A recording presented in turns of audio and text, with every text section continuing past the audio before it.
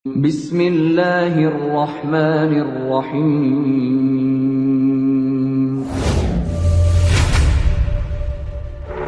يا أيها الذين آمنوا ادخلوا في السلم كافة.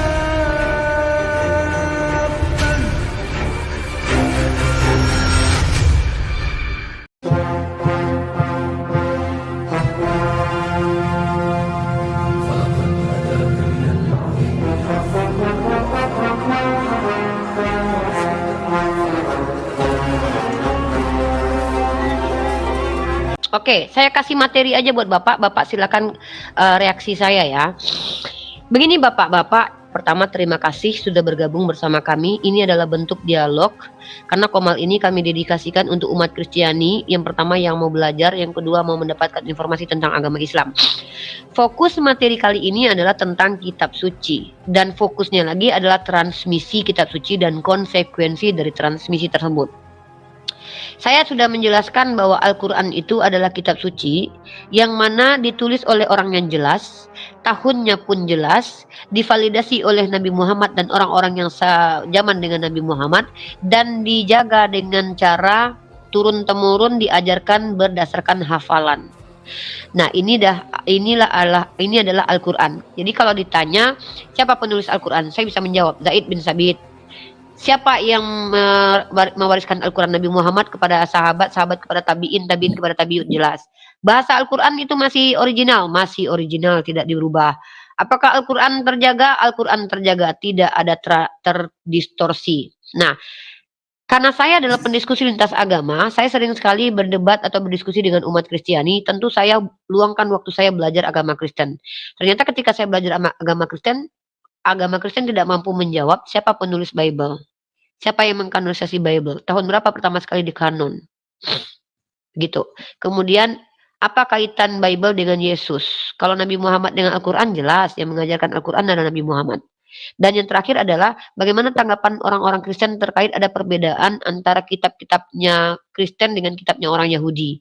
Nah, ini adalah bukti bahwa Al-Quran mengatakan Bismillahirrahmanirrahim. Fawailul lilladzina yaktubunal kitaba biaidihim summa yaquluna hadza min indillah liyastaru bihi samanan qalilan. Di Al-Quran kami diberitahu oleh Allah, celakalah orang yang telah membuat kitab dengan tangannya, maka ini berkata dari Tuhan. Nah, jadi saya bisa membuktikan bahwa ternyata Al-Quran benar. Ketika saya selidiki kitab suci Bapak ternyata adalah kitab karangan by Lukas katanya, by Matius katanya, ya according Lukas, according Matius, according Markus. Dan ternyata banyak sekali kontradiksi atau distorsi. Distorsinya apa? Adanya perbedaan antara Septuaginta dengan teks Mesorah. Yang kedua, adanya kontradiksi antara kitab dengan kitab, adanya ayat sisipan, adanya ayat kitab yang hilang. Itu namanya distorsi. Jadi bagaimana kita memilih kebenaran, menerima kebenaran dari kitab suci yang sudah terdistorsi, maka itu yang kita debatkan atau diskusikan. Silakan Bapak. Silakan Pak Andi menanggapi. Pak Andi tidur? Enggak tidur. Lagi renungkan pembicaraan Oke. Bunda. Oke, baik. Pak Atau kalau terlalu berat, Silisa, kalau terlalu berat, mungkin begini saja deh Pak. Saya turunkan materi kita tentang kritik teks atau kitab suci karena yang terlalu berat. Kalau gitu Gini, Pak. kita bahas tentang konsep ketuhanan aja gimana Pak? Soal kitab suci. Oke. Silakan Ya. Pak. Silakan Pak Andi. Kalau mau dilihat kitab suci, pertanyaan saya, namanya kitab itu ya yang dituliskan suci. Secara materi, kitab suci terbuat dari apa? Bahan dasarnya dulu. Baru kita masuk ke firmannya. Bahan dasarnya kitab suci Bapak terbuat dari apa? Dan kaitannya dengan Ya, kesucian kertas. kitab itu apa? Kertas. Dari kertas. Maka kalau terbuat dari kertas itu suci. Lihat. Kalau kita Ya majalah bicara- Bobo juga dari kertas Pak. Apakah suci majalah Bobo? Ya mau gimana lagi? Yuk, tawa yuk. Tahu aja, nggak apa-apa. Yuk. Bapak ini bikin saya ketawa. Kan tadi kutipannya masih asli, masih Padahal perawan, materi masih kita udah Masih diturunkan, asli, masih Pak. Masa perawan. Bapak masih mau turunkan lagi? Jangan tawar terlalu rendah lah, Pak. Aku dengar tadi bahasanya tadi masih apa? Masih perawan kayaknya. Kitabnya masih perawan. Iya, masih tadi Bunda. Udah gini aja deh. Mungkin saya harus alih topik ya teman-teman, nggak apa-apa. Terlalu tinggi mungkin saya tidak mau menyusahkan saudara-saudara kita. Liga lawak aja lah, banyak pemain lawak tuh. Gini deh Pak, saya mau tanya tentang ini deh Pak. Siapa nama Tuhan Bapak Pak? Yesus. Oke. Siapa Yesus menurut Yesus Pak? Menurut Yesus ya Allah. Nah, di mana itu tertulis Pak? Ya, Yesus itu anak Allah di Matius. Di mana dalilnya coba? Pak Andi kalau misalnya mau buka Bapak silakan Pak Andi. Mikir lagi Pak Andi. Bapak jangan lihat kami lama-lama Pak berdua Pak. Barang siapa yang menginginkan seseorang dalam hati, maka dia telah berzina. Hati-hati loh Bapak lihat kami berdua loh. Nanti Bapak menginginkan kami dalam hati loh. Ini, pertanyaan Bunda kan siapa Yesus? Ya Allah. Iya. Nah, siapa yang bilang kepada Bapak kalau Yesus adalah Allah? Ya di Nabuatan. Nubuatan di mana itu? Matius. Nah, Matius Matius itu pertama bukan ayat kitab 15. nubuatan, Pak. Matius pertama ayat 15. Akulah pokok anggur yang benar dan Bapakkulah pengusahanya. Akulah pokok anggur yang benar, Bapakku pengusahanya gitu. Duh, gimana ya cara jelasinnya? Duh, gimana nih ya? Kita cari teman-teman ya. Akulah pokok anggur yang benar. Akulah pokok anggur yang benar. Bapakku pengusahanya. Bapaknya emang tukang kayu sih. Oh, betul ada. Yohanes pasal 15. Kita baca teman-teman ya. Iya. Akulah pokok anggur yang benar dan Bapakkulah pengusahanya. Di mana ini kalau dia adalah Allah, Pak? Kan gak nyambung.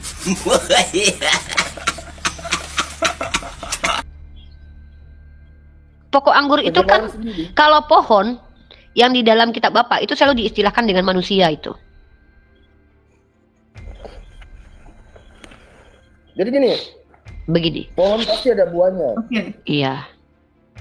Coba Ibu terjemahan, Ibu nanya tadi siapa itu Yesus. Terjemahan dulu itu kata ayat-ayat itu. Kemana yang mau Oke. terjemahkan? Baik. Ini Pak Andi Aku jadi yang begini pokok nanti anggur Pak benar. Puput begitu ya? Iya ya. Iya. Oke. Ya, gimana Pak? Coba. Saya suka ini. Gimana Pak? Jadi kalau kita mau lihat dari Trinitas itu Allah Bapa dan Allah Anak, hanya satu dia. Satu apa? Satu ya tunggal. Ya satunya yang apa? Satunya apa itu? Yang satu itu apanya gitu? Ya dia menjelma sebagai manusia, menjelma sebagai roh Tuhan, dan menjelma sebagai Allah. Menjelma. Iya. Berarti yang mati di tiang salib itu Tuhan pencipta langit dan bumi. Iya. Mati 3 hari. Jadi Yesus itu sebelum terjadinya di kejadian pertama itu, Yesus itu sudah ada. Rohnya itu melayang-layang di atas permukaan air. Itu roh Yesus. Iya, Yesus. Oh, jadi itu roh Yesus waktu yang melayang-layang di atas air itu. Iya. Jadi Yesus itu adalah Bapa. Iya, Yesus itu adalah Bapa. Jadi ketika Maria mengandung anak, berarti yang dikandung Maria juga Bapa. Iya. Dan yang keluar Dia- menyusu kepada Maria itu juga Bapa. Yesus itu tadi kata pertama aku, dia itu bisa menjelma. Iya, kan jelmaan Bapa toh, Manusia, jadi anak. roh. Iya. Jadi ketika Bapak itu roh, dia menjelma jadi anak manusia, keluar menjadi Bisa. anak Maria. Berarti yang dilahirkan Iya. Maria itu adalah anak yang jelmaan Bapak. Iya. Yang mati di tiang salib adalah Tuhan Anak dan Tuhan Bapak juga.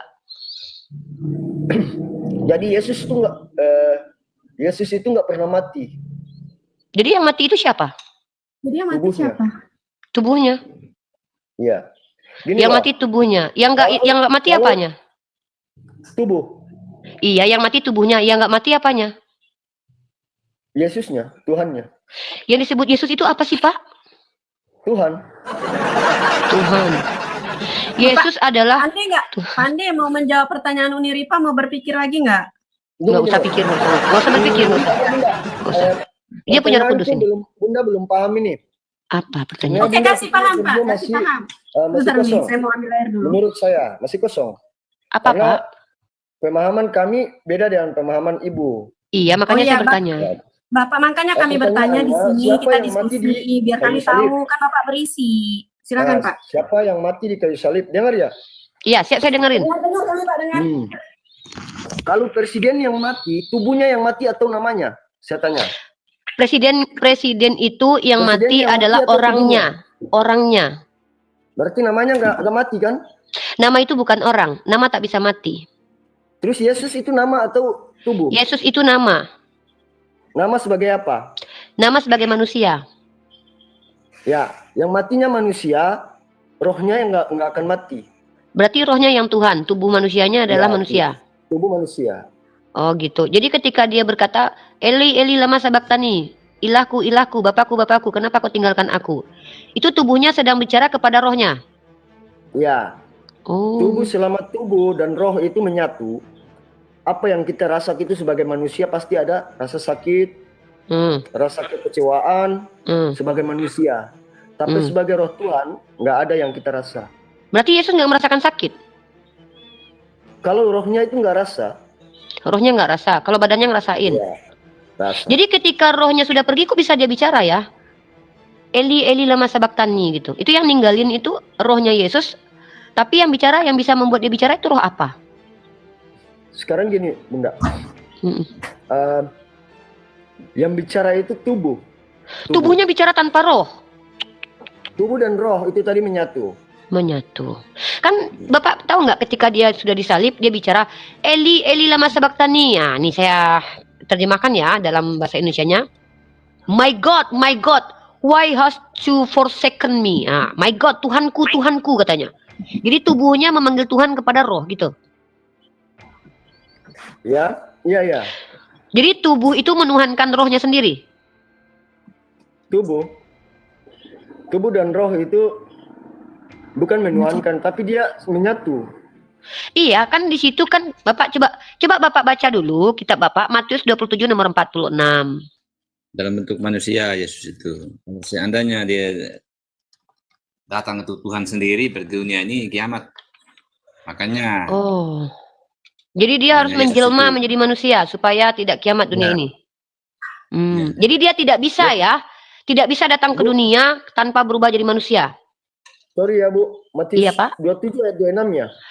Matius 27 nomor 46. Kira-kira jam 3 berserulah Yesus dengan suara nyaring. Ini disalib ya. Eli, Eli lama sabaktani, artinya Allahku, Allahku, mengapa kau tinggalkan aku? Yang pergi meninggalkan Yesus itu siapa, Pak? Ya, Yesus kan dia kan sebagai daging, sebagai manusia seperti kita juga. Berarti Yesus manusia sebenarnya. Berarti Bapak menuhankan manusia.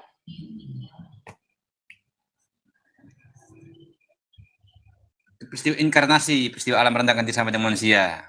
Ya, inkarnasi. Ya, inkarnasi.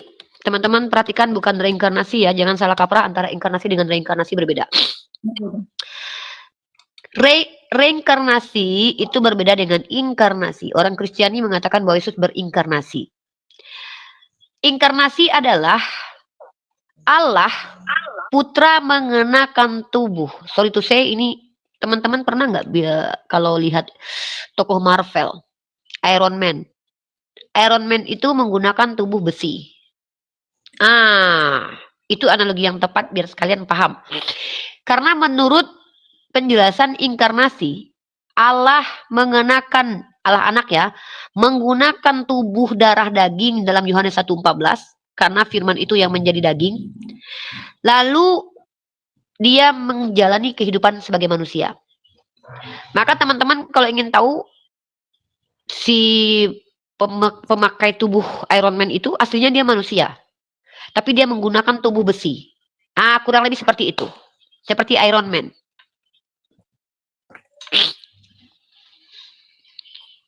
Jadi tubuh manusia itu dipinjam, dipakai ya. Jadi Yesus itu, Tuhan itu masuk ke dalam tubuh manusia. Kalau ada istilah kerasukan setan, kalau Yesus itu kerasukan Tuhan.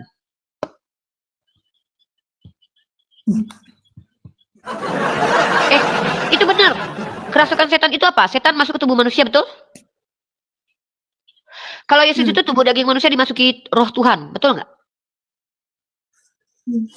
Maka sama dengannya, kalau Betul, iblis masuk ke tubuh manusia, kerasukan iblis. Kalau ada Tuhan masuk ke dalam tubuh manusia, maka kerasukan Tuhan.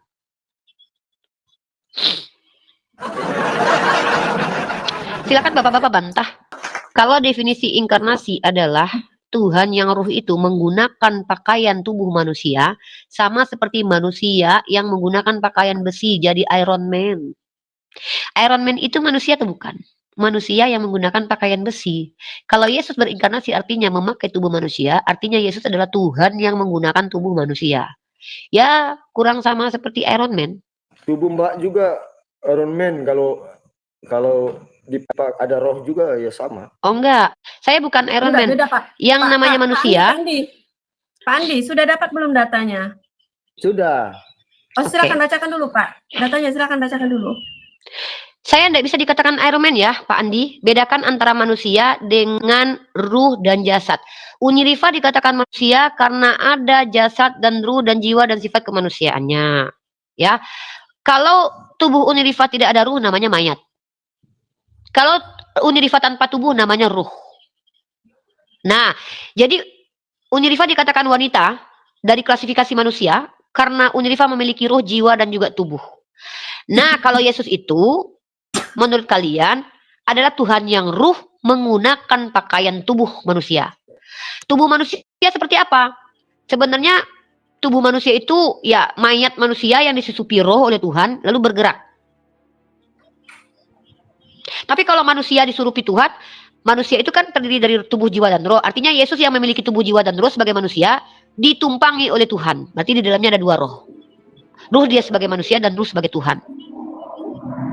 Nah, ini yang saya katakan, kalau manusia kesurupan hantu disebut kesurupan setan, kalau manusia Yesus kesurupan Tuhan disebut sebagai kesurupan Tuhan. Orang-orang bertanya, dari mana ayat tubuh manusia dipakai? Itu bukan ayat, itu adalah definisi inkarnasi ya teman-teman ya, yang tahu ya, inkarnasi itu nggak ada di Bible loh ya. Ya, silakan. Mengatakan Eli Eli lama sabatani. Artinya Allahku, mengapa engkau meninggalkan aku? Itu. Jadi waktu Yesus bicara Allahku, mengapa kau tinggalkan aku, yang meninggalkan dia siapa, Pak? Oke. Eli sabatani itu Allah, mengapa engkau tinggalkan aku?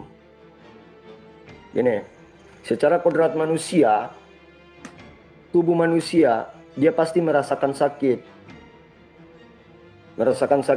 Sakit yang nggak ada tahannya. Itu yang disebut Allah mengapa engkau tinggalkan aku. Sebagai kodrat manusia, dia nggak mampu tahan. Nah itu maksudnya. Itu jawaban aku. Dan sebagai kodrat Allah, ya dia sebagai manusia terlahir dengan rasa sakit dan lain-lain. Tentunya di dalam roh dia itu ada Tuhan. Ya pastilah dia mengeluh ke situ. Secara manusia nggak mampu tahan rasa sakit itu. Jadi artinya menurut Bapak, kemanusiaan Yesus mengeluh kepada ketuhanan Yesus.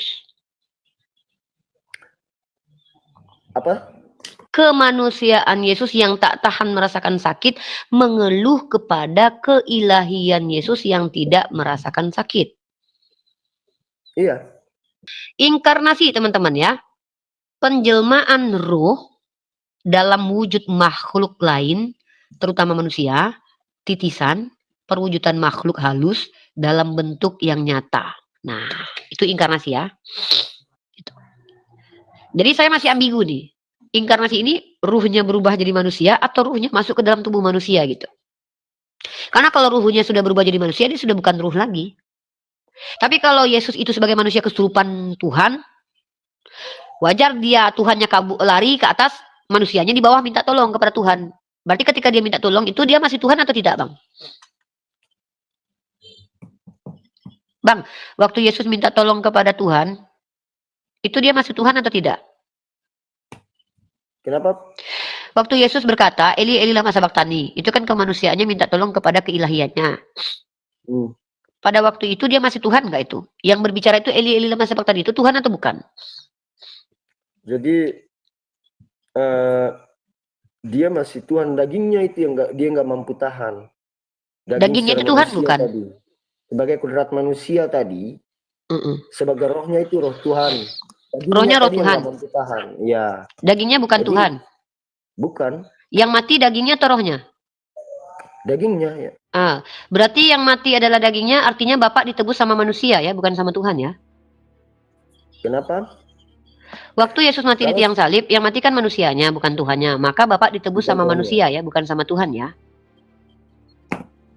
Maksudnya ditebus manusia yang tebus dosa manusia begitu.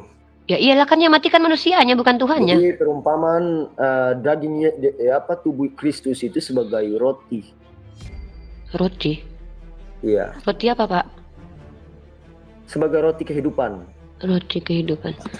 Jenis apa tuh rotinya itu? Jadi rohnya itu sama tubuh itu berbeda. Memang berbeda sih, saya nggak pernah bilang sama. Berbeda. Jadi yang selamatkan dunia, selamatkan manusia itu bukan manusianya tapi Tuhannya. Yang mati di tiang salib itu Tuhannya apa manusianya Pak? Manusia, Berarti Bapak kan ditebus sama manusia. bukan. Yang Rohnya. menebus itu karena kematiannya atau karena apanya? Kematian Yesus menebus kan Pak?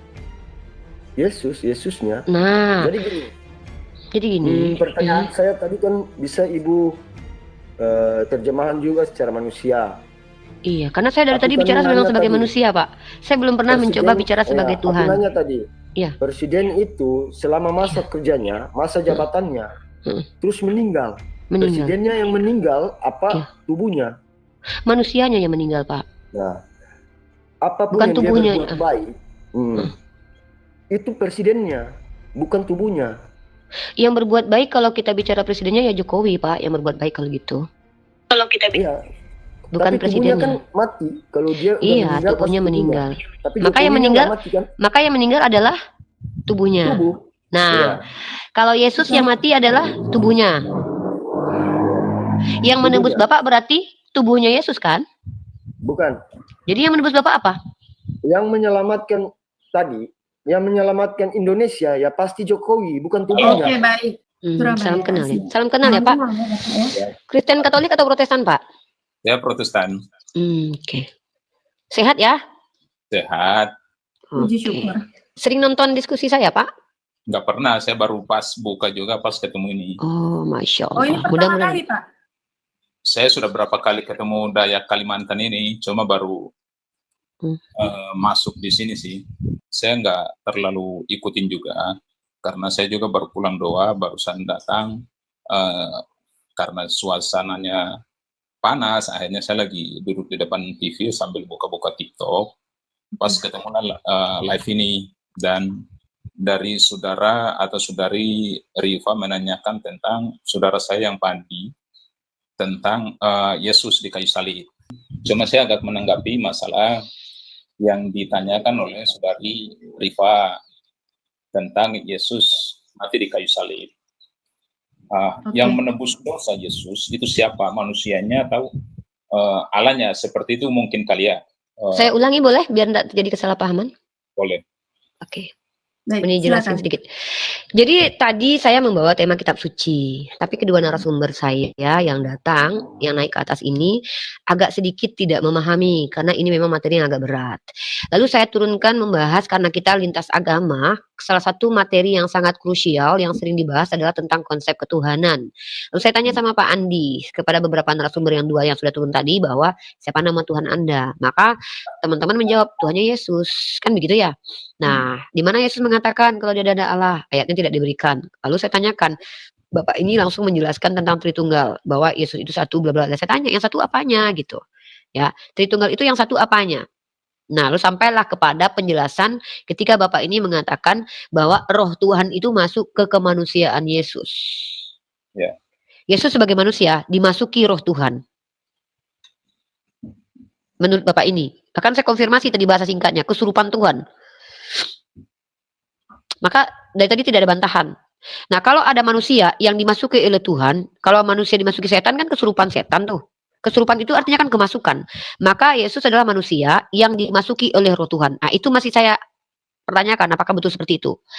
Nah, kemudian Bapak ini membawa inkarnasi. Inkarnasi saya jelaskan juga, ini penjelmaan roh. Ini beda lagi dengan jawaban tadi.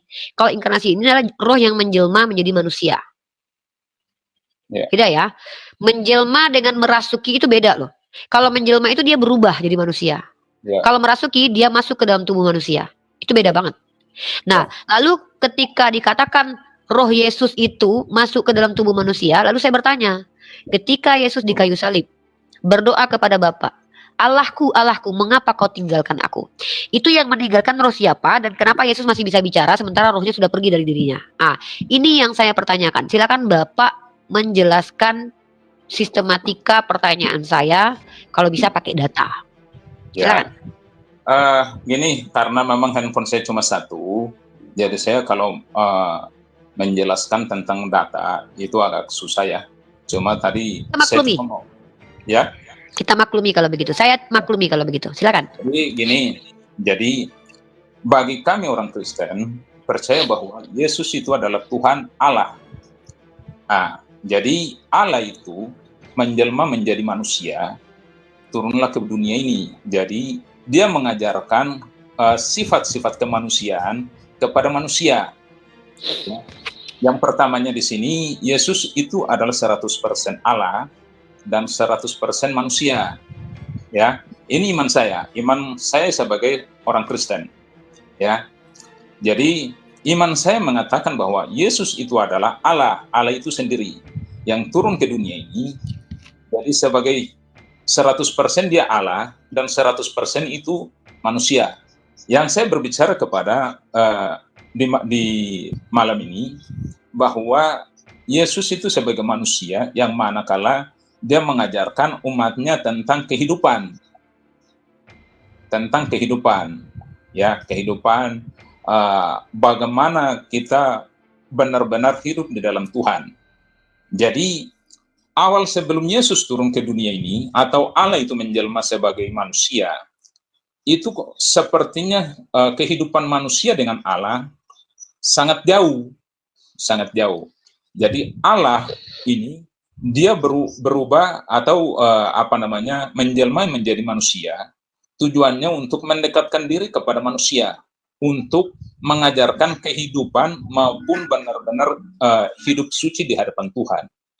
Ya, seperti itu ya. Jadi memang mohon maaf di saudara-saudara dari Muslim pun mungkin merasa tidak masuk akal dan sebagainya, karena memang di dalam Al-Quran pun mungkin tidak ada tentang ajaran itu. Tapi di dalam firman Tuhan atau di dalam Alkitab, dia mengajarkan hal seperti itu. Nah, jadi Allah ini atau Yesus ini turun ke dalam dunia ini, tujuannya untuk mendekatkan diri atau kita manusia ini berusaha, kita manusia ini tujuannya untuk kita lebih dekat lagi kepada Tuhan itu sendiri. Dan masuklah kepada yang tadi bilang,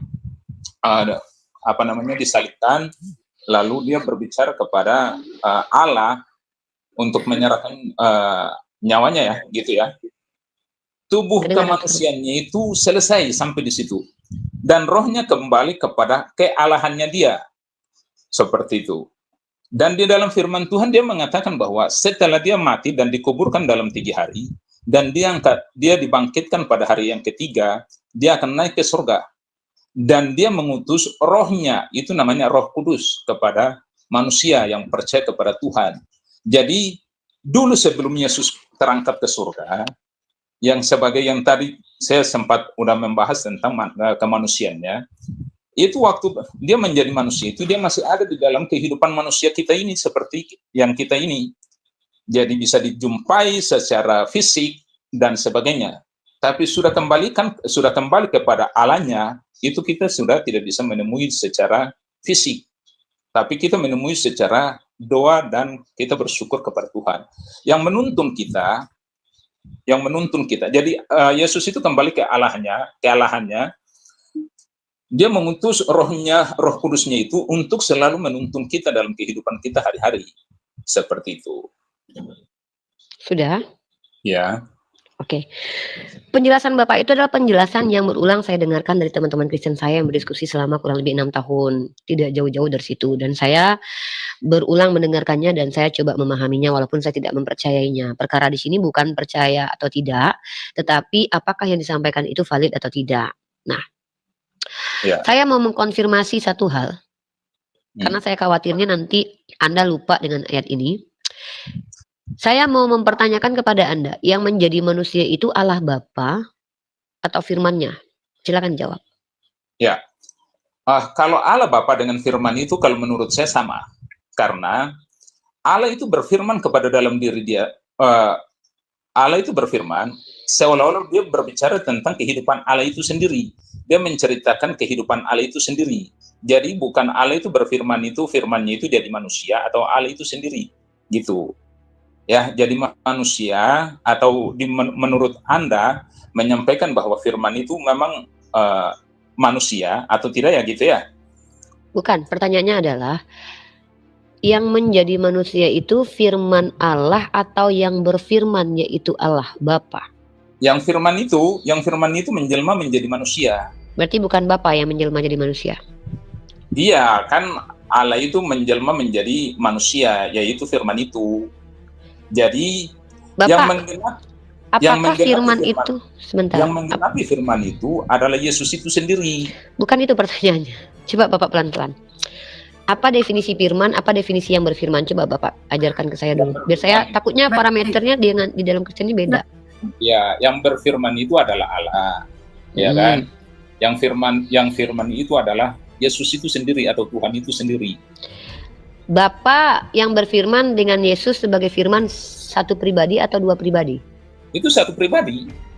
Oh, satu pribadi. Yang tadi saya sudah mengatakan bahwa Allah itu menjelma menjadi manusia, yaitu ya, Yesus. Jangan diulang Pak, sebentar. Saya paham di situ. Ya. Saya paham, jangan diulang. Berarti Yesus dan Bapak itu satu pribadi ya? Satu pribadi harusnya. Roh Kudus juga satu pribadi? Satu pribadi. Bukan tiga pribadi ya? Bukan tiga pribadi. Oke, Bapak Katolik? Yang tadi sempat ungkit masalah Tritunggal ya? Ya, Bapak Katolik? Ya. Saya Protestan. Oh, Protestan. Berarti Bapak Wanes? Gimana? Bapak penganut Sabelian ya?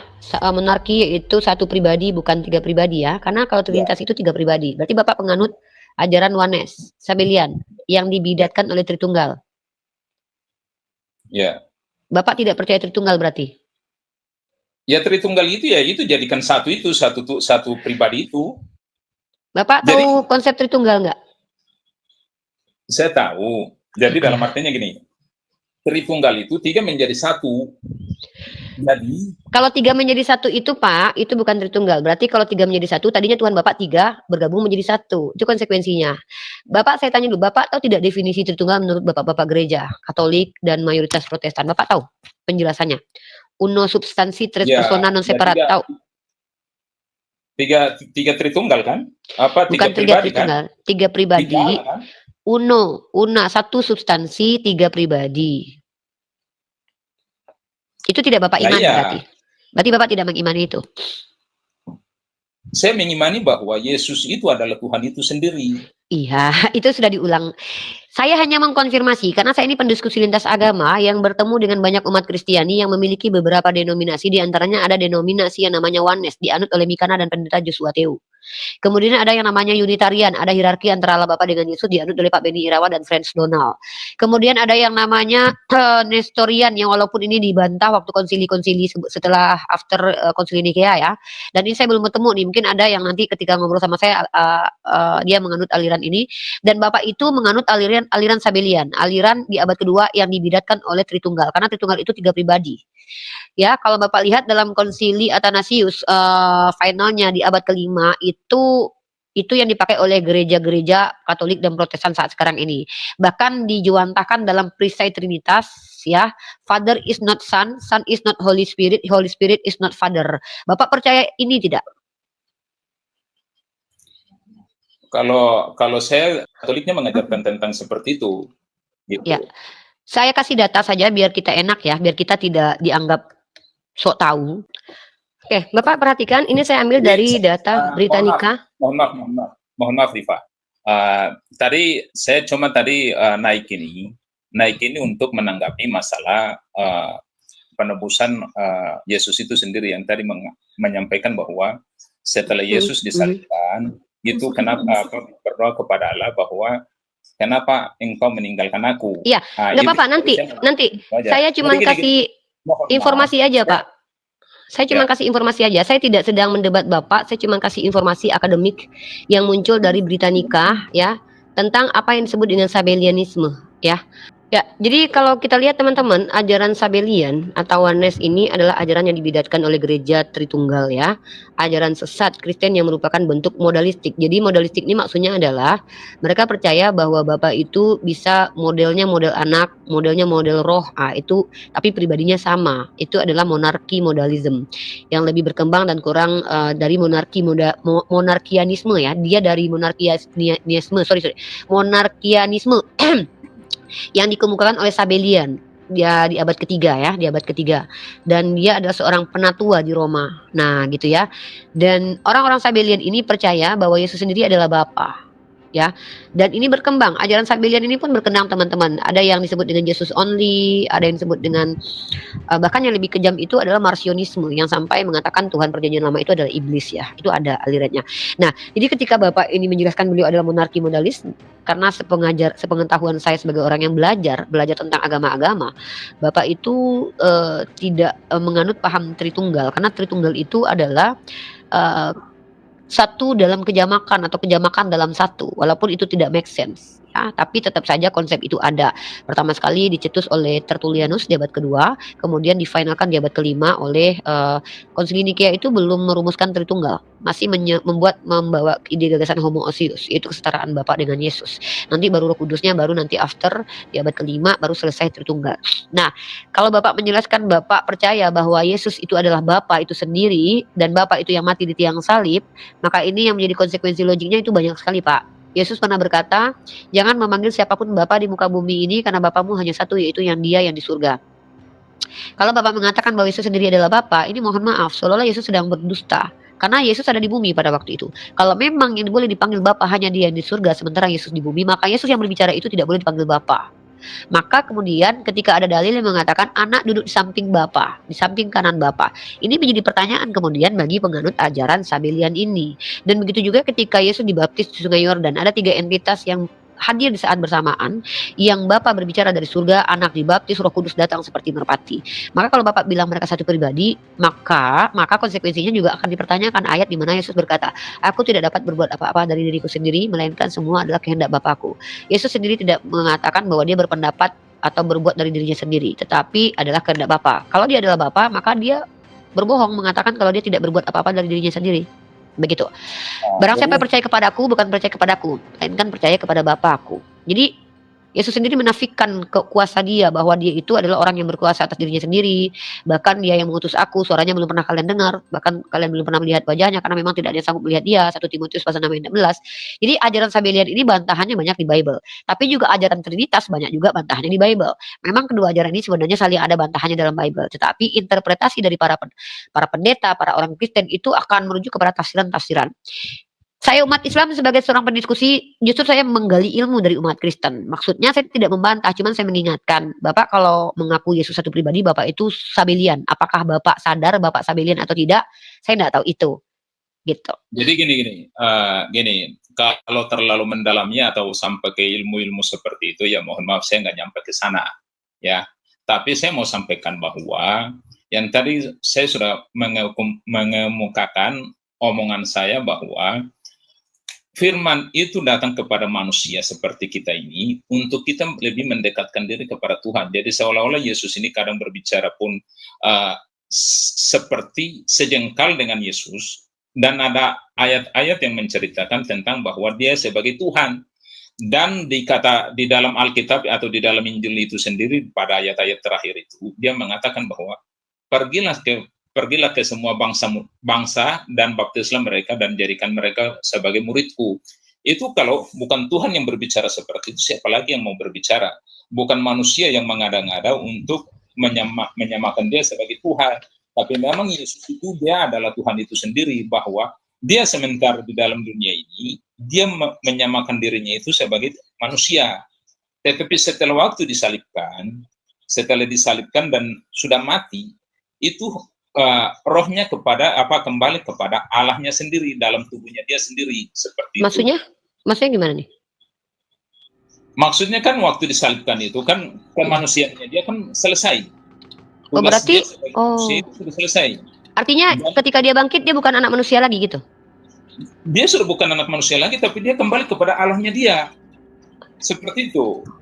Oke. Lalu pertanyaan saya, ketika dia mengatakan bahwa dia anak manusia duduk di samping kanan Bapa dan anak manusia akan turun kembali di hari kedua, itu dia mengaku sebagai anak manusia, Pak. Bagaimana pendapat Bapak itu? Itu sebelum dia mati, Enggak, dia mati. di surga, Pak. Saya kasih ayatnya ya. Ya. Ya, saya kasih ayatnya ya. Anak manusia duduk di samping kanan Bapa. Mulai sekarang anak manusia sudah duduk di sebelah kanan Allah yang Maha Kuasa. Dia bilang anak manusia. Ya. Terus untuk kedatangan kedua kali, anak manusia akan datang kedua kali. Tetap anak manusia. Dia datang ke dunia, lahir dari rahim Maria sebagai anak manusia, mati sebagai manusia, naik ke surga sebagai manusia, duduk di surga sebagai manusia, datang kembali sebagai manusia. Pertanyaannya kapan dia berubah menjadi Allah? Silakan. Waktu Yesus yang tadi saya sempat bilang waktu masih dia menjadi manusia itu yang tadi saudari pantai ya. Bukan bantah, saya mempertanyakan. Karena Ya. penjelasan Bapak itu seolah berkontradiksi dengan kitab suci Bapak. Bapak bilang kan dia kembali ke wujud kealahannya. Wujud Allah itu kan roh, dalam Bible Perjanjian Lama, roh Allah melayang-layang di atas air toh. Ketika Bapak mengatakan dia kembali menjadi wujud roh, tapi dia sendiri mengatakan anak manusia duduk di samping kanan Allah Bapa. Lalu dia akan kembali kedua kalinya menjadi tetap anak manusia. Nah, pertanyaan saya, mana yang benar gitu? Jadi sebelum Yesus itu terangkat ke surga, dia menyampaikan firman Tuhan itu kepada murid-muridnya bahwa Yesus akan terangkat ke surga dan duduk di sebelah kanan Allah Bapa. Nah, Benar. waktu dia duduk di samping kanan Bapak itu, dia dalam bentuk manusia atau dalam bentuk roh? Kata Bapak kan dalam bentuk roh. Gini. Jadi sebelum dia terangkat ke surga, itu kan dia masih bersama-sama dengan murid-muridnya dia. Iya, bahkan dia sempat makan goreng, Pak. Hah? Bahkan dia sempat makan ikan goreng. Mau makan ikan goreng itu tidak ada, kata bilang ikan goreng itu tidak ada ikan goreng. Jadi apa, ikan bakar? Itu di dalam firman Tuhan atau di dalam Alkitab itu dia tidak menjelaskan tentang ikan goreng. Ada, Pak, saya kasih datanya ya. Coba. Ini sebelum naik ke surga loh, Pak. Setelah bangkit dari kematian loh, dia kelaparan ya. Dalam Lukas pasal 24 nomor 1, Bapak baca dulu. Saya nggak pegang Alkitab, jadi saya. Ya, sayang banget memang. Tapi Bapak catat ayatnya. Jadi di situ dikatakan sementara mereka masih bercerita, tiba-tiba Yesus sendiri berdiri di tengah-tengah mereka dan berkata, "Sejahteralah kalian." Mereka terkejut dan ketakutan karena menyangka mereka melihat hantu. Tetapi Yesus berkata, "Mengapa kalian takut? Apa timbul keraguan-raguan dalam hatimu? Lihat tanganku, lihat kakiku. Ketahuilah bahwa aku sendirilah ini. Rabalah, perhatikanlah, karena hantu tidak mempunyai daging dan tulang." Maka Yesus menunjukkan kalau dia punya daging dan tulang. Sebentar, itu di pembacaan di kitab apa itu? Terjemahan baru, Pak. Enggak, maksudnya di Injil apa itu? Injil Lukas. Injil Lukas pasal 24. Bapak screenshot atau Bapak catat dulu. Lukas 24 nomor 36. Sentar. Iya. Sentar saya buka ya. Gimana, Pak? Lanjut, Pak. Memang tadi saya sudah menemukan kalau memang di situ ada tertulis memang ikan goreng, tapi memang di kitab lain atau di Injil-Injil lain itu dia tidak mengajarkan tentang ikan goreng, karena setahu saya itu ikan bakar, karena itu posisi di pantai. Makanya agak bingung ya, Pak. Ikan goreng pakai minyak apa gitu ya? Jangan bingung, karena memang di dalam Injil itu kan ada 4 Injil, ya kan? Ya. 4 Injil itu adalah 4 penulis, bukan 1 penulis, gitu. Jadi masing-masing dia melihat sesuai dengan apa yang dia lihat dan dia mencatat itu, gitu. Yang enggak, yang ikan gorengnya agak menimbulkan pertanyaan gitu. Goreng pakai minyak apa gitu kan, agak bertanya. Makanya tadi bilang ikan goreng, saya agak heran juga karena ikan goreng itu di zaman itu mana ada. Orang sementara di pantai, sementara bakar-bakar ikan. Itu pada waktu penampakan Tuhan Yesus kepada murid-murid di pantai itu. Begitu. Jadi setelah Yesus disalibkan dan mati dan bangkit pada hari yang ketiga, sudah bangkit pada hari yang ketiga lalu menampakkan diri kepada murid-murid itu tadi. Seperti itu. Jadi memang kalau memang di dalam Injil-Injil lain dia tidak menceritakan Tapi tentang tunggu, ikan goreng. maaf ini kita keluar dari topik nih. Bapak sekritis itu ya sampai bingung, bukan bingung, sampai tidak percaya bahwa itu ikan goreng karena Bapak berpikir ya bagaimana mungkin ada ikan goreng. Artinya Iya, Bapak memang. ini, Karena nah memang gini. ini keren Saya banget nih. kasih- Maksudnya Bapak tahu tidak di kitab Bapak sendiri ada umur anak lebih tua dari bapaknya? Itu antara masalah perumpamaan antara Yesus dengan mungkin seperti Abraham dan Bukan. Itu gini Pak, Bapak tahu tidak Raja Yoram? Raja Yoram itu kan menjadi raja selama 8 tahun. Ya. Dia diangkat menjadi raja umur 32 tahun. Lalu dia mati umur 40 tahun. Tapi ketika dia mati, anaknya jadi raja umur 42 tahun. Jadi usia si anaknya Enggak, gini, dia. kalau sejarah-sejarah itu saya belum mendalami sejarah-sejarah itu ya. Enggak, saya tidak bahas sejarahnya. Gini, mohon maaf. Ya, makanya selesaikan saya dulu biar Bapak mengerti poin saya. Ibu Rifa sendiri pun udah masuk ke sana seolah-olah No. menceritakan sejarah. Bukan. Oke, Bapak coba, makanya saya harap seperti saya mendengarkan Bapak panjang lebar dengan penuh hikmat, saya berharap Bapak juga dengarkan saya gitu loh. Saya menarik banget Bapak bilang itu ndak ada ikan goreng, tapi adanya ikan bakar. Dari situ saja Bapak mengkritisi kenapa ndak mungkin ikan goreng. Gimana cara ikan goreng pada zaman dulu emang ada minyak kan gitu ya. Tetapi masalahnya Bapak terima, ternyata di dalam kitab Bapak diterjemahkan ikan goreng dan di ayat lain dikatakan ikan bakar. Bahkan Bapak bilang penulisnya kan ada 4 tuh. Yang satu lihat ikan bakar, yang satu lihat ikan goreng. Berarti ada di antara kedua itu yang salah melihat. Mohon maaf di konsekuensi dari penjelasan Bapak. Maka saya bilang Bapak, bahkan lebih parah lagi Pak, dalam kitab Bapak itu ada anakronisme, kesalahan secara realitas atau secara natur itu kesalahan apa gitu. Seorang anak lebih tua daripada bapaknya gitu loh. Saya membawa itu, maksud saya Bapak bisa cross check nanti ketika Bapak belajar sendiri, bukan kita bahas saat sekarang ini karena itu tema yang sangat berat ya, itu kritik teks. Nah, lanjut. Jadi ketika kita bicara tentang Yesus mau ke surga, Bapak kan bilang, standing point Bapak adalah bahwa Yesus itu kembali ke tubuh ilahi yaitu roh. Saya membantahnya itu karena saya baca kitab Bapak bahwa Yesus mengatakan ketika dia sudah bangkit itu dia masih tubuh manusia. Bahkan dia suruh kawan-kawannya, muridnya pegang. Ini loh daging, ini loh tulang. Roh itu nggak ada. Kalau roh itu nggak ada, tulang nggak ada daging. Maka Yesus memastikan kepada murid-muridnya bahwa saya ini manusia loh. Saya ini berdaging. Bahkan untuk membuktikan lagi kemanusiaannya bisa jadi ya. Dia lapar. Dia makan. Iya, nah, jadi ketika dia naik ke surga, apakah ada dalil yang mengatakan dia berubah ketika pas naik? Karena ketika dia ke surga pun orang-orang melihat katanya. Makanya dilihat pun tubuh jasmani. Nah, bahkan dia mengatakan saat ini anak manusia duduk samping Allah Bapa. Dia katakan masih anak manusia. Dan bahkan dia katakan akan kedua kalinya dia akan turun sebagai anak manusia. Makanya saya bingung ketika Bapak jelaskan ke saya itu bahwa Yesus itu berubah jadi roh ketika jadi Tuhan lagi itu di mana gitu loh dalilnya gitu Pak. Jadi gini, bacalah di dalam Kisah Para Rasul. Ya, Kisah Para Rasul 1 ayat berapa itulah pokoknya. Nanti dibacakan. Jadi disaksikan oleh 500 orang kasat mata melihat Yesus itu terangkat terangkat ke surga, dan malaikatnya muncul di hadapan mereka dan dia mengatakan kepada mereka, kenapa engkau melihat ke langit? Bukankah Yesus itu terangkat ke surga untuk seperti apalah, sebentar saya lihat dulu.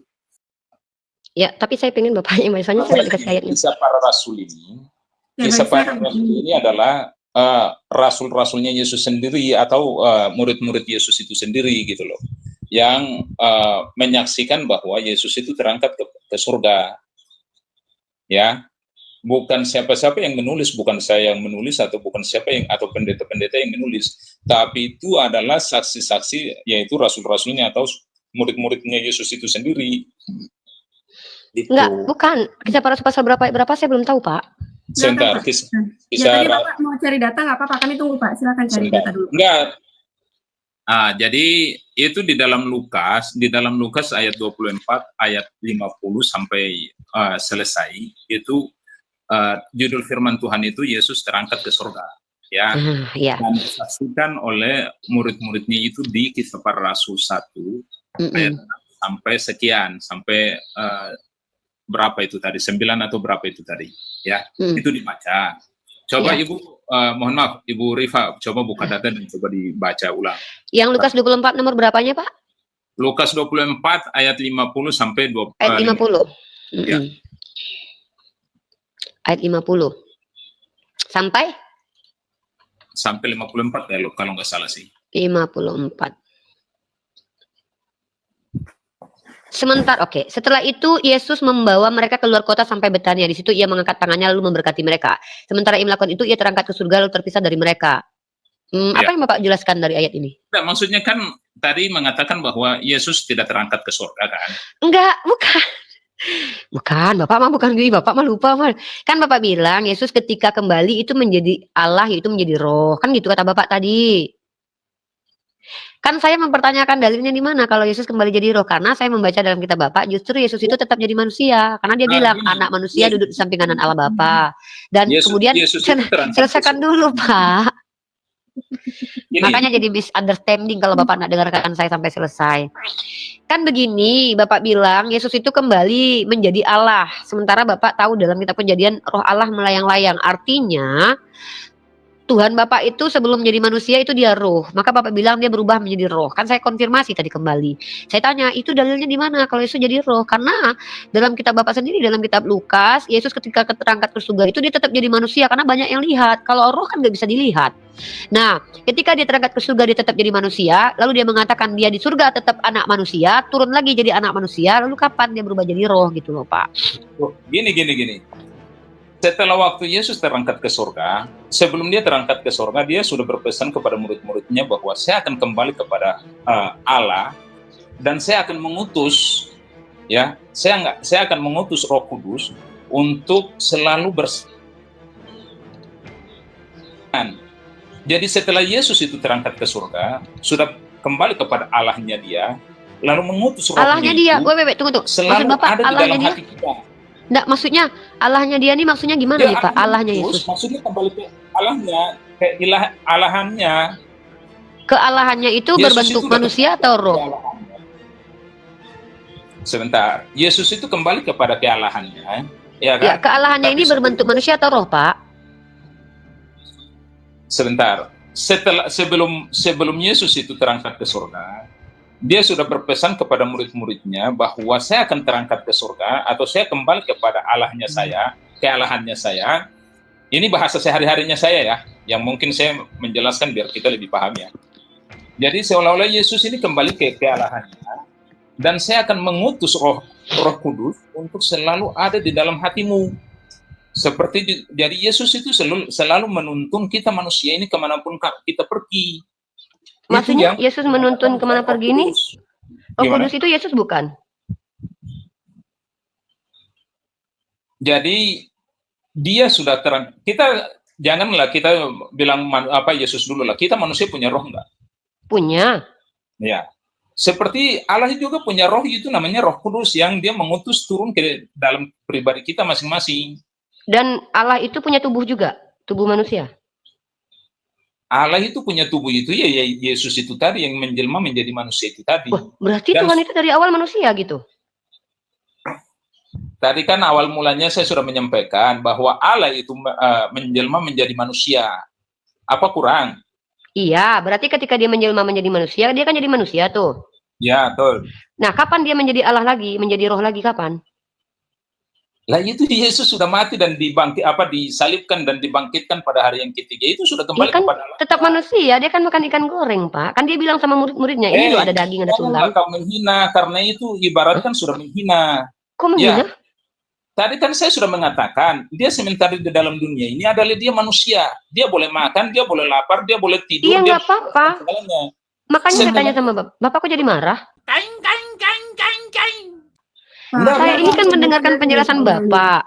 Pak, gini loh Pak, saya menghina di mana? Yang bilang Yesus makan ikan goreng itu saya atau kita Bapak? Tadi mengatakan bahwa bukannya Yesus itu makan ikan goreng. Itu benar kan? Ya. Betul, tapi gini, setelah Yesus itu sudah terangkat ke surga, tidak mungkin makan lagi. Kan saya nggak pernah bilang dia makan di surga, Pak. Ya Allah, Bapak menyatakan sesuatu yang tidak saya katakan. Bu Rifa ini sendiri saya sudah menjelaskan, tapi Ibu yang membingungkan gitu loh. Saya memang bingung dengan penjelasan Bapak, makanya saya tanya. Tadi pertama saya jelaskan bahwa, tadi Ibu tanya, berarti Yesus itu manusia. Ya, manusia itu punya tubuh dan ruh. Nah, Tuhan Bapak punya tubuh dan ruh nggak? Ibu, tadi awal mulanya saya sudah menyampaikan bahwa Allah itu menjelma menjadi manusia berarti Ya. 100% dia manusia dan Ya udah berarti dia manusia dong kalau 100% manusia. sebentar Ibu, ya sebentar. Tadi Ibu jelaskan tadi moderator negor saya ya, ya. Ya, soalnya Bapak udah mulai ngegas gitu. Padahal saya kan cuma Enggak, bertanya, saya tidak tadi menyimpulkan. sempat saya jelasin, Ibu Rifa sendiri yang seolah-olah sepertinya menghina gitu. Makanya saya Menghinanya di mana nih tuduhan nih? Lisa tolong Pak Wel. dikonfirmasi. Aduh, tuduhan kejam Pak Wel, ini. mohon karena ya Pak tadi Wel ya. dari awal Pak Wel menyebutkan kata-kata itu Pak Wel. Di sini saya tidak mendengar kata hinaan dari Uni Rifa. Dan tadi enggak, karena gini, tadi saya sudah menjelaskan bahwa Yesus ini sudah terangkat ke surga, Oke, berarti baik di Pak situ Wel. tidak ada, Baik. tapi tetap Oke. Tahan dulu Bu Pak Rifa Wel, ini tahan tetap dulu. mengaku bahwa Yesus itu Pak Wel. makan ikan Pak goreng Wel gitu tahan loh. dulu. Hmm. Pak Wel tahan dulu. Bisa saya berbicara? Bisa saya Oke, berbicara? silakan. Baik. Ya, silakan. Baik. Sebelum saya lanjut, Pak Wel masih mau berdiskusi dengan cara yang baik?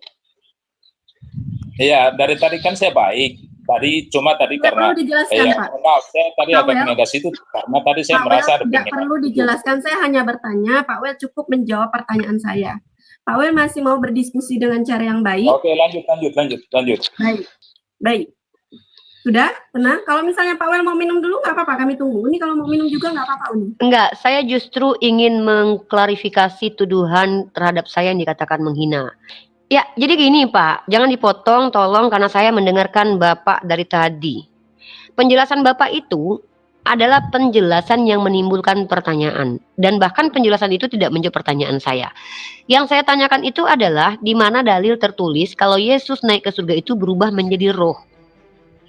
Ketika dia menjadi manusia, dia kan 100% manusia tuh. Sampai dia makan ikan goreng, bahkan itu setelah dia bangkit loh.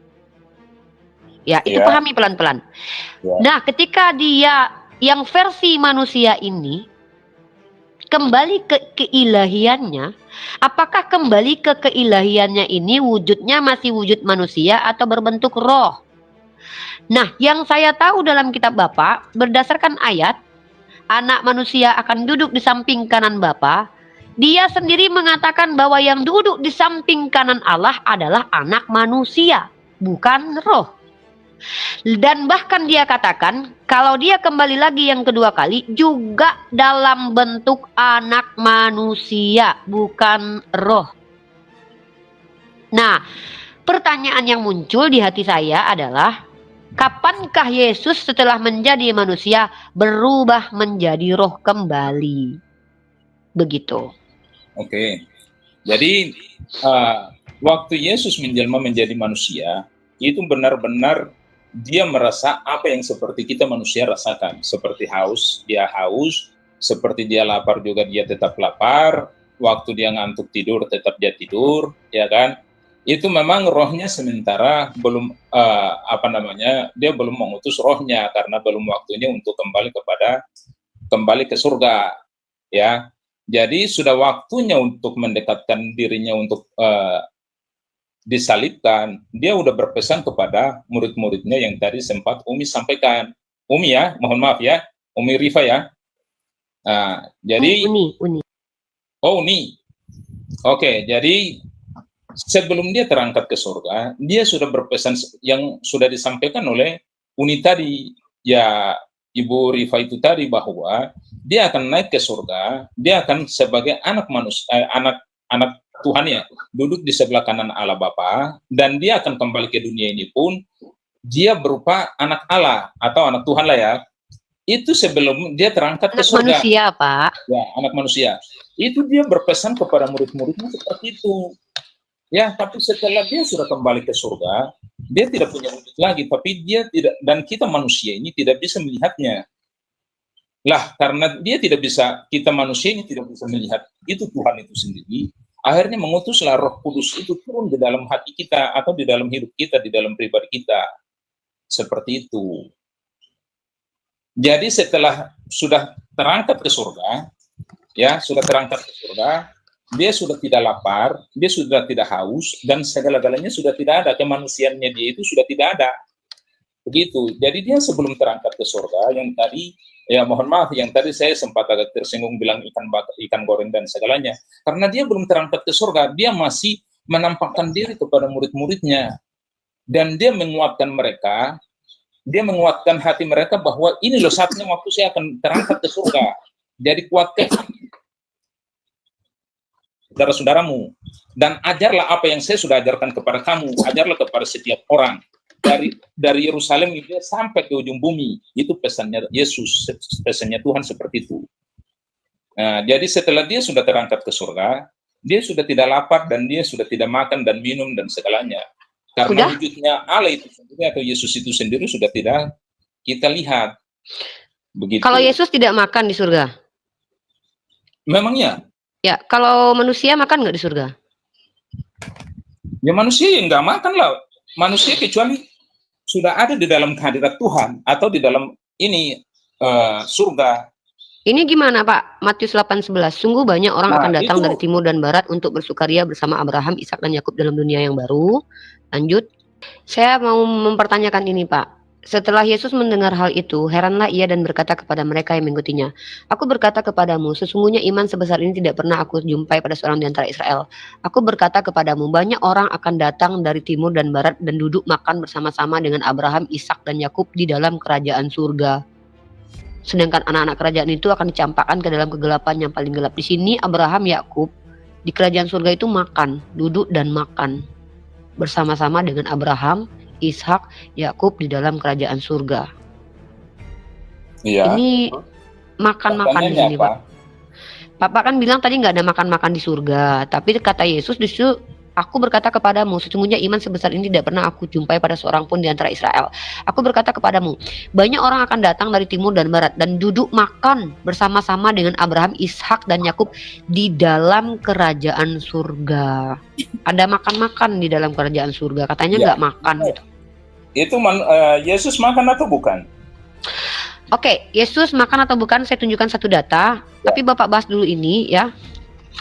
Bapak bahas dulu ini. Itu ibaratkan kita sudah ada di dalam di dalam kerajaan surga. Ya, jadi kita sudah mati semua. Kita kalau sudah mati semua dan kita kalau Tuhan izinkan kita ada di dalam kerajaan surga. Yaitu tadi firman itu mengatakan itu, kita makan bersama-sama dengan Abraham, Ishak dan Yakub dan segalanya. Seperti itu. Berarti ada makan-makan di surga? Itu ibaratkan itu kita duduk bersama-sama dengan Tuhan di dalam hadirat Tuhan, yaitu kita ketemulah orang-orang yang seperti yang tadi disampaikan itu tadi. Nih, Yesus itu Bapak bilang nggak makan ya? Coba. Oke, Bapak baca Matius pasal 26 nomor 29. "Akan tetapi aku berkata kepadamu, mulai dari sekarang aku tidak akan minum lagi hasil pokok anggur ini sampai pada hari aku meminumnya, yaitu yang baru bersama-sama dengan kamu dalam kerajaan Bapakku." Terus, itu apa itu? Itu mengerti ayat itu enggak? Iya Bapak kan yang harus jelasin, kan kalau saya mentafsir nanti saya dibilang lancang menjelaskan kitabnya orang Kristen. Di sini kan tertulis minum. Nih, "Akan tetapi aku berkata padamu, mulai dari sekarang aku tidak akan minum lagi hasil pokok anggur ini sampai pada hari aku meminumnya, yaitu yang baru bersama-sama dengan kamu dalam kerajaan Bapakku." Nah itu. Jadi berpesan waktu itu perjamuan kudus pada terakhir kali yang dimana Yesus mau menyerahkan diri. Ya, jadi Di kerajaan Bapakku itu, Pak. Sebentar, yang ayat pertama itu tadi yang menyampaikan bahwa pada terakhir kali bersama-sama dengan kalian dan sebagainya. Itu terakhir kali bahwa dia sementara perjamuan kudus terakhir kali dengan murid-muridnya. Dan berpesan bahwa sampai kalian akan bersama-sama dengan saya di kerajaan surga, baru kita akan meminum sama-sama pada waktu sudah kiamat. Ya, dunia ini sudah kiamat dan kita semua sudah ada di dalam hadirat Tuhan atau di dalam surga itu tadi. Baru Yesus bersama-sama dengan murid-muridnya atau orang-orang yang dipercayakan berada di dalam hadirat Tuhan itu tadi. Baru meminumnya gitu. Jadi dia minum nggak sih di surga? Itu pada waktu kiamat, pada waktu semua sudah tidak ada kehidupan di dunia ini dan semua sudah ada di dalam, macam contoh yang tadi saya mengatakan bahwa kita ini sudah mati dan kita sudah ada di dalam hadirat Tuhan itu tadi, kita di dalam surga itu tadi gitu. Seperti itu. Bukan di surga itu Yesus itu makan dan minum dan sebagainya, tidak. Bapak bisa baca ayatnya nggak? Berapa tadi? Matius pasal 26 nomor 29. Bapak, mohon maaf, izin saya tanya dulu, Kristen. Jadi saya pertegas itu saudara saya tadi di surga Mungkin kerajaan Bapak- Allah gak ada makan Pak, minum seperti di dunia ini, tapi itu makan minum firman Pak. Tuhan. Pak Pikong, tahan dulu Bapak. Itu makan minum firman Kacau Tuhan. Bapak ini. Rokok. Kacau Bapak ini. Oke. Pak Pikong, rokok. Pak, saya belum mengizinkan Bapak berbicara dan saya tahu saya naikkan Sudah, Bapak ke atas untuk membantu Pak Well. Sebentar, Tapi Bapak Pak ikutin Pikong. peraturan kita, Pak. Jangan langsung ngegas-ngegas, Pak. Kita ada peraturannya, Pak. Matius 26 nomor 29, Pak. Bapak bacakan, habis itu Bapak jelaskan, habis itu kita selesai. Saya sangat respect dengan Bapak. Salam hormat, salam toleransi, luar biasa. Anda adalah orang Kristen yang sangat saya kagumi. Oke, yang 28-nya saya bacakan dulu. Bapak jangan pergi, Bapak jangan dijeda, nanti Bapak nggak dengar suara saya. Enggak, Oke. kedengaran kok. Oke. Cuma saya Sebab tadi inilah darahku, darah perjanjian yang ditumpahkan bagi banyak orang untuk pengampunan dosa. ya. Akan tetapi aku berkata kepadamu, mulai sekarang aku tidak akan minum lagi hasil pokok anggur ini sampai pada hari aku meminumnya, yaitu yang baru bersama-sama dengan kamu dalam kerajaan Bapakku. Silakan Bapak jelaskan. Saya di situ selesai dengan Bapak. Saya hargai penjelasan Bapak. Saya respect dengan Bapak. Bapak luar biasa. Bapak orang Kristen yang malam ini sangat saya hormati. Silakan. Yang jelaskan atau dari Pak? Bapak, menanggapi terkait yang telah disampaikan oleh Uniripa, Pak. Pak Wel, Oke. silakan Pak Wel. Jadi gini, itu pada waktu perjamuan kudus, pada waktu Yesus mau menyerahkan diri untuk ditangkap, ya kan, atau disalibkan, ya kan. Jadi pada waktu perjamuan kudus itu terakhir kali Yesus mengucapkan firman itu, bahwa sampai pada akhir kesudahan, saya dengan kalian akan bersama-sama di dalam kerajaan surga atau kerajaan Bapakku, baru kita akan sama-sama meminum anggur baru itu tadi, atau dalam tubuh Yesus itu tadi, seperti itu. Seperti itu. Saya mengucapkan terima kasih atas penjelasan Bapak. Semoga banyak umat Kristiani yang tercerahkan dengan penjelasan Bapak, dan banyak umat Islam yang mengerti dan paham, sehingga semakin meningkatkan sisi toleransi kita beragama. Walaupun berbeda-beda, tapi tetap hak berkonsepsi terkait agama itu ya hak kita masing-masing. Saya respect dengan Bapak yang luar biasa berdiskusi dengan santai dan santun dengan saya. Saya sangat menghormati Anda. Semoga Anda selalu sehat, dan mohon maaf kalau ada perkataan saya yang salah. Mohon maaf kalau saya menyakiti hati Bapak. Saya berharap Bapak adalah orang yang insya Allah dapat hidayah dari Allah. Tapi ketika Anda menolak, itu hak Anda. Saya hanya bisa mendoakan yang terbaik. Terima kasih banyak.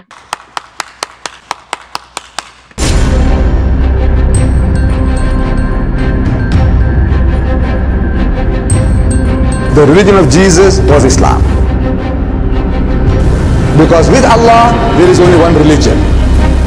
He says, Inna dina indallahi al-Islam.